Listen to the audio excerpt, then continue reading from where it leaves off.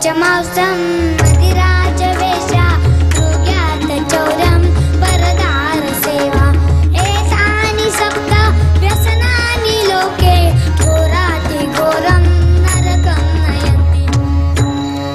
एका व्यसनाचं वर्णन फार मोठं होईल। मी ते तुम्हाला एका भाषेत सांगते। दूत हा धर्माच्या आहारी गेला होता, त्यामुळे त्यांना किती दुःख भोगावे लागले।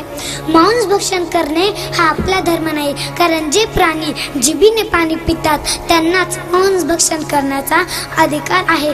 जे प्राणी ओठाने पाणी पितात ते प्राणी बघा कधीच मांस भक्षण करत नाही। गाय, बैल, शेळी, मेंढी हे प्राणी कधी मांस भक्षण करतात का?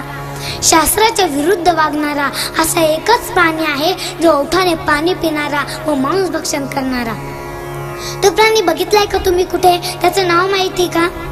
जाऊ द्या, मला माहितच आहे, तुम्ही नाही सांगणार, मीच सांगते। त्याचं नाव आहे मानव प्राणी। इतर प्राण्यांनी आपला धर्म सोडला नाही, पण या माणसानं आपला स्वतःचा धर्म सोडला। आई, याच्यावर बाबांनो, कुठलेही व्यसन करणं हे खूप वाईट आहे। दारूचं व्यसन सुद्धा खूप वाईट आहे। याच्यावर मी तुम्हाला एक उदाहरण देते। आईचं दूध आटलं तेव्हा चालू केली दुधाची बाटली। शाळेत जाऊ लागलो तेव्हा चालू केली पाण्याची बाटली। माध्यमिक शिक्षण सुरू केले तेव्हा चालू केली थंड्याची बाटली। उच्च शिक्षण सुरू केले तेव्हा चालू केली बियरची बाटली। तिने तहान नाही भागली, मग चालू केली देशी बाटली। ती का बरी नाही वाटली? मग चालू केली इंग्लिश बाटली। ती बरी वाटली, पण तिने खिशाची तिजोरी आटली। मग चालू केली गावठी बाटली। ती बरी वाटली, पण ओव्हरलोड होऊन आतडी फाटली।